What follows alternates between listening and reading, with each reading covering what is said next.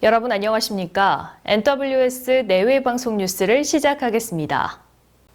더불어민주당 이해찬 대표는 일본 참의원 선거 결과와 관련해 여당 연합이 과반 의석을 얻었지만 개헌 발의선 확보에는 실패했다며 이제부터 우리나라에 대한 경제 침략이 본격화될 것이라고 말했습니다. 이 대표는 어제 열린 최고위원회의에서 일본 화이트리스트에서 한국을 배제하는 일이 7월 말에서 8월 초쯤 자행될 것으로 본다며 100개에 가까운 매우 중요한 품목들이 규제 대상에 포함될 것이라고 말했습니다. 이어 일본의 횡포로 자유무역 체제와 안보 질서까지 흐트러지고 있다며 이를 위해 지난주에 대통령과 5당 대표 회동에서 합의한 비상협력기구를 빨리 구성해서 대응해 나가겠다고 밝혔습니다. 문재인 대통령의 국정 수행에 대한 긍정평가가 51.8%를 기록하며 지난해 11월 이후 8개월 만에 최고치를 나타냈습니다. YTN이 리얼미터에 의뢰해 지난 15일부터 19일까지 전국 19세 이상 유권자 2,505명을 대상으로 여론조사를 실시한 결과 문 대통령이 국정 수행을 잘하고 있다는 긍정평가는 4.0%포인트 오른 51.8%, 부정평가는 4.2%포인트 떨어진 43.1%로 집계됐습니다.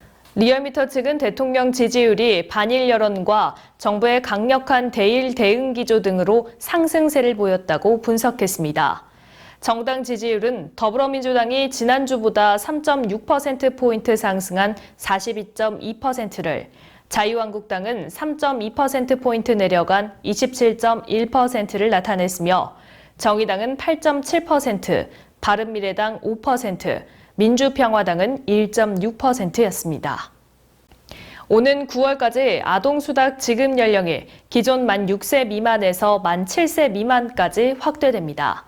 보건복지부는 소득이나 재산에 관계없이 만 6세 미만 모든 계층 아동에게 지급되던 아동수당이 오는 9월부터 만 7세 미만으로 확대된다고 밝혔습니다. 이에 따라 만 6세 생일이 지나 아동수당 지급이 중단됐던 40여만 명도 다시 수당을 받게 되지만 중단 기간에 대해 소급해서 수당을 지급하지는 않습니다. 신청을 원하는 보호자는 아동의 주민등록상 주소지 읍명동 주민센터나 복지로 홈페이지, 모바일 앱 등을 통해 신청할 수 있고 기존의 아동수당을 받았다면 다시 신청하지 않아도 됩니다. 질병관리본부는 전국에 일본 뇌염 경보를 발령했습니다. 질부는 경남 지역에서 일본 뇌염 매개 모기인 작은 빨간집 모기가 전체 모기의 71%에 하루 평균 1000여 마리가 채집됨에 따라 일본 뇌염 경보를 발령한다고 밝혔습니다. 다만 아직 올해 첫 일본 뇌염 환자는 발생하지 않았습니다.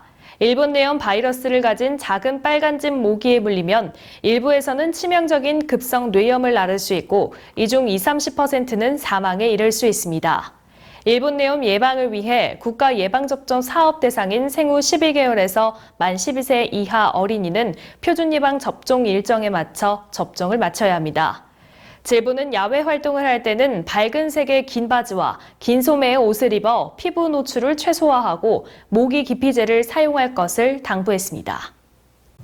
미국의 한반도 전문가가 지난달 30일 도널드 트럼프 미국 대통령과 김정은 북한 국무위원장의 판문점 회동 당시 한미연합 군사훈련 중단 문제가 논의되지 않은 것으로 당국자에게 들었다고 밝혔습니다.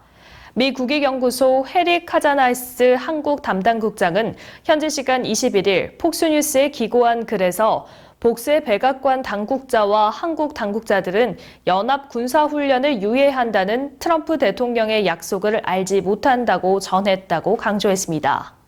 그러면서 트럼프 대통령이 평양과 협상 중엔 군사훈련을 보류한다고 한 지난해 발언을 거론하면서 김정은 위원장이 이번 판문점 회동 후에도 미국이 군사훈련을 중단할 것인지를 생각했을 가능성이 있다고 설명했습니다. 아베 신조 일본 총리가 이끄는 자민당과 연립여당 공명당이 참의원 선거에서 신규 의석 124석 중 과반을 확보했지만 개헌 발의선인 의석 3분의 2 확보에는 실패했습니다. 일본 NHK 방송 등의 개표 결과에 따르면 자민당과 공명당은 이번 선거에서 71석을 얻어 기존 의석을 포함한 141석으로 과반을 유지했습니다.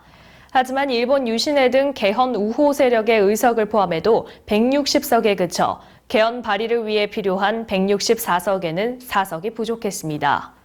이에 따라 다음 참의원 선거가 열리는 3년 동안은 개헌 추진이 사실상 어려워지게 됐습니다. 아베 총리는 헌법 개정 논의에 대해 건설적인 논의를 전개하고 싶다며 다른 당과 무소속 의원들과도 진지하게 논의를 진행하길 기대하고 있다고 밝혔습니다. 휴가철 렌터카 사고 발생 시 렌터카 업체가 과도한 수리비를 청구하는 사례가 많아 소비자들의 주의가 요구된다고 한국소비자원이 밝혔습니다. 소비자원은 지난 2016년부터 2019년 6월까지 접수된 렌터카 관련 소비자 피해구제 신청 945건 가운데 휴가철인 7, 8월에 발생한 경우가 전체의 24%로 가장 많았다고 설명했습니다. 한국소비자원은 렌터카 피해 예방을 위해 계약 체결 전 환급 규정을 확인하고 사고가 발생할 경우를 대비해 자기 차량 손해보험 가입을 고려해야 한다며 자차 보험 가입 시에는 수리비 보상 한도와 면책금, 휴차료 관련 규정을 확인하고 렌터카 인수 시에도 외관 흠집 등 차량 상태를 확인하고 사진으로 남겨둬야 한다고 당부했습니다. MBC 무한도전을 이끌었던 김태우 PD와 유재석 씨가 의기투합한 놀면 뭐하니의 방송 전부터 시청자들의 눈길이 모였습니다. 지난 토요일 방송된 릴레이 카메라 프리뷰 편이 동시간대 2049 시청률 1위를 기록하며 두 사람의 저력을 보여줬는데요. 이번 주부터 본격적인 이른바 다단계 예능의 시작을 예고해 첫 방송에 대한 기대를 한껏 끌어올렸습니다.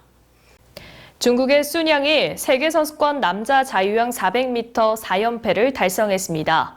순양은 21일 광주 남부대학교 시립국제수영장에서 열린 2019 광주 세계수영선수권 대회 남자 자유형 400m 결승에서 3분 42초 44를 기록 금메달을 목에 걸었습니다. 호주의 맥 호튼, 이탈리아의 가브리엘 데티가 각각 2위와 3위를 차지했습니다. 이번 대회 금메달로 순양은 2013년 스페인 바르셀로나 대회부터 4회 연속 세계선수권 남자 자유형 400m 금메달을 싹쓸이 4연패를 이뤘습니다. 지난 6일 구리시 장진호 의원은 필리핀 현지교회 샴숑과 해외봉사 협약식을 가졌습니다. 약 2천여 명의 신도들이 주말이면 미사를 본다고 하는데요. 장 의원과 한국 HS 봉사단은 일요일 오전 10시에 함께 미사를 마치고 한국과의 중고 의료 및 봉사 물품에 대해 1시간 정도 담소를 나누며 협약을 하기로 했습니다. 특히 장 의원은 필리핀 현지에서 어린 노숙자를 보며 장 의원이 입고 있던 남방과 바지를 현장에서 주며 예전에 한국을 보는 것 같다며 안타까워했습니다. 봉사활동이 다소 힘들더라도 지구촌에 어렵게 사는 사람들을 위해서 열심히 봉사할 것이라고 말했습니다. 네, 어제가 중복이었죠. 계속되는 폭염에 불쾌지수도 높게 나타나고 있습니다. 수분 공급에 특히 힘쓰시기 바랍니다. 오늘 뉴스 여기서 마치겠습니다. 시청해주신 여러분 고맙습니다.